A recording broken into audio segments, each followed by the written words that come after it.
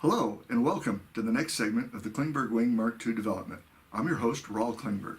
Today I'm going to be discussing the structural concepts for my new wing, and I hope you bear with me as I refer to some notes as we go along. I have a lot of details to cover, so let's get started. Okay, here we go. The goals for the aircraft itself, it has to have very high strength, has to have very low weight, so a high strength to weight ratio. The wing skins are key to that concept. Wing skins represent the majority of the aircraft weight. 1 ounce per square foot additional on the wing skins translates to almost 9 pounds of aircraft weight. And if the aircraft is going to weigh around 100 pounds, a pound is a lot.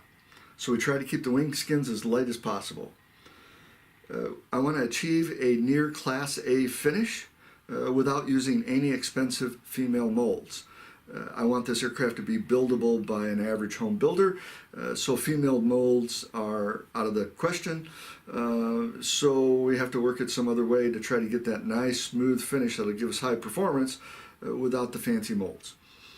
And it has to have acceptable durability. This aircraft's going to go on and off a vehicle for transportation. It's going to be assembled in rough territory, so it has to be durable. As I mentioned, it has to be buildable by the average home builder, so that means the construction techniques have to be very straightforward, no complicated tooling involved, very simple to build. I also want the aircraft to be amenable to being built 3 or 4 at a time. Perhaps a club wants to get together and build several of them, so there have to be techniques to make production of multiple sets of parts easy. And I want it to be car toppable. No trailers involved here. It'll fit in a large box on top of a truck or a large car, and that requires some special construction techniques also. So what you've been looking at while I've been rambling along here is about a 3-foot section of the left wing tip of the original Klingberg wing. This is all that's left of that aircraft. You see damage out here on the tip. This is where it hit the cliff at Torrey Pines, and that's why that aircraft doesn't exist anymore. But I do have this part to show you how the original one was built. You'll see that on top there's carbon fiber unidirectional for cap strips. The shear web itself is carbon fiber. The ribs were foldable, composite ribs. They consist of foam and balsa fiberglass and carbon fiber, and they folded up for transportation. And this gives you a view on the inside of the wing. You can see that it was a single skin construction. There was fiberglass on the outside only. There was 1 pound bead cut to airfoil shape on the inside, reinforced with carbon fiber in various spots, and there were nose ribs every 2 feet. This structure was extremely lightweight. This aircraft had a 39-foot wingspan, yet weighed only 85 pounds. On its downside, it wasn't extremely durable. You had to be very careful when you picked up the aircraft. You could crunch this with your hands quite easily because it was single skin only. So this worked well for back in the 80s, the late 80s, but we have new materials now and some new techniques, and we can do something much better. I also want to note that the aft portion of the wing here was fabric that went over the ribs. That helped hold the weight down, but it was a hit on performance. So for my new design, I want the aft surface to be composite construction also. So let me set this aside and bring up a sample section of the structure for the new wing. Sorry if I'm blocking your view there a little bit. This is not an airworthy part. This was just for me to practice and try out different techniques for building the structure for the new wing. You'll see here that it has a double surface, carbon fiber on the inside, fiberglass on the outside D-tube. This is made of 1/8 inch thick Divinycell. The leading edge is honeycomb, potted with microballoons and epoxy at the front. And the graphite is on the inside because that's where most of the loads are carried, and those loads are transferred up to the carbon fiber cap strips. You can probably see that it's an I-beam type spar construction, very conventional. We have a 1/2 inch thick shear web, carbon fiber on both sides, and carbon fiber unidirectional cap strips. This tapers as you go out along the span so that we don't have any more weight than necessary and only the strength that's needed in that portion. So the leading edge D-tube is molded on a male mold, which I'm going to show you in a minute. The aft portion of the wing is produced on a flat surface and then bent to shape. There's enough flexibility in it to bend it match to the ribs. And you'll see on the inside of the wing that I've been playing with different construction techniques here. The Divinycell foam has nothing on the inside, Kevlar only on the outside. I have a couple of ribs here that were made out of 1/8 inch thick Divinycell with carbon fiber reinforcements on them. And over here I have a rib that is just 1/4 inch thick Divinycell only. This is 6 pounds per cubic foot. The blue stuff is 3 pounds per cubic foot.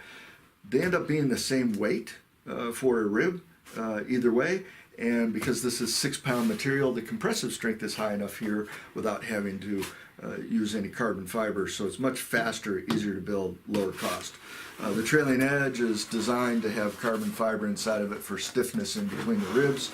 I've been playing with rib spacing here, 1 foot and 2 foot, and playing with different methods of attaching to the spar.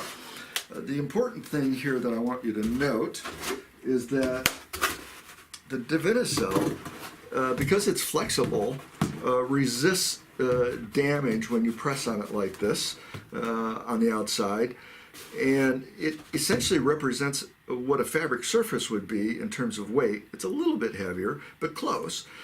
Yet it retains the smooth characteristics and accurate shape of a molded composite structure. So it's a reasonable compromise between the two. The drawback that I had was that you can push on it like this, but if you were to wrap on it with your finger like this, hard enough, it'll crack on the inside. And if you go watch my other video about the wing skin studies, you'll see how I solved that problem with some scrim material on the inside. So that's the basic construction here. People often ask about the seam here being at such a critical point. For this particular airfoil, it's not critical. 75% of the aerodynamics are done by the time you get to this point. The rest of this is pressure recovery.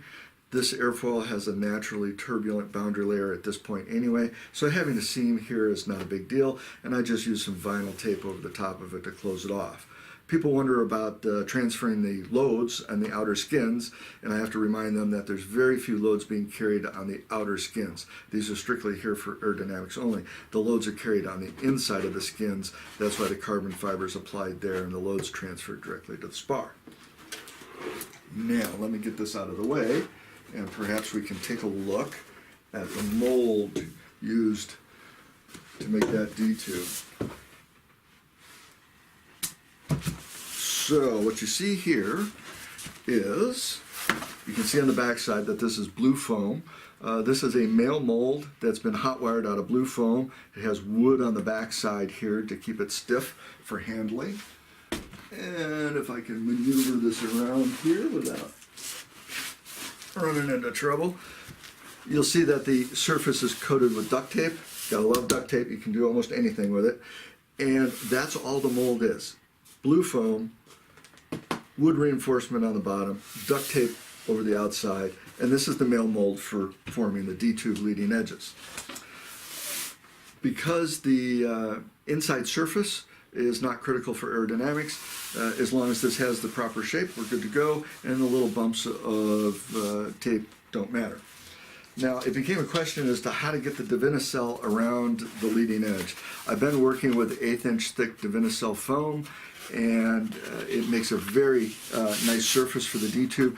It has the drawback, though, of being somewhat fragile. As you try to get around the tight radius on the front, and if you keep pushing, that's what happens.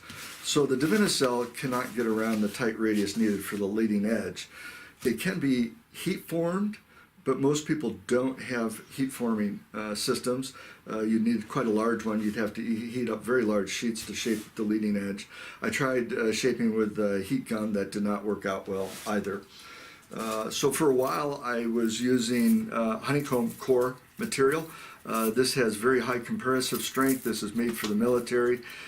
Extremely good material for aircraft, but very, very expensive. One sheet of this costs about $100 as opposed to $20 for the Divinicel. But I did make some samples. It wraps around the leading edge very nicely, and you can make your whole leading edge out of this material, and other aircraft have, but the cost is extremely high. So I came up with a compromise between the two. As you see here, I've attached Divinicel to a narrow segment of honeycomb, and this wraps quite nicely around the leading edge until we get to a point where the Divinicel can actually form to the leading edge. And to make a long story short, this is vacuum bagged. The whole layup with the core and so forth is vacuum bagged onto the mold to form the part, and then it's because this is a tapered part, you just slide it off the end, and away you go. So that's basically how this structure is designed and built. Let me check my notes here, see if I missed anything else. And yes, I should mention that there is a rear spar that was not shown on the sample section. There will be a rear spar to mount the flaps and ailerons, and I'm looking into using pultruded carbon fiber rods for spar caps rather than laying up unidirectional cloth. And there will be other video coming up soon that shows the forming of a chunk of the leading edge. I hope you subscribe and take a look at that video also. In the meantime, while you're waiting for that video to come out, if you haven't checked it out already, go see the wing skin studies, and that'll give you a little bit more information on how I'm building this wing. And thanks for coming and joining me and following along with my project, and I hope to see you again soon. Bye now.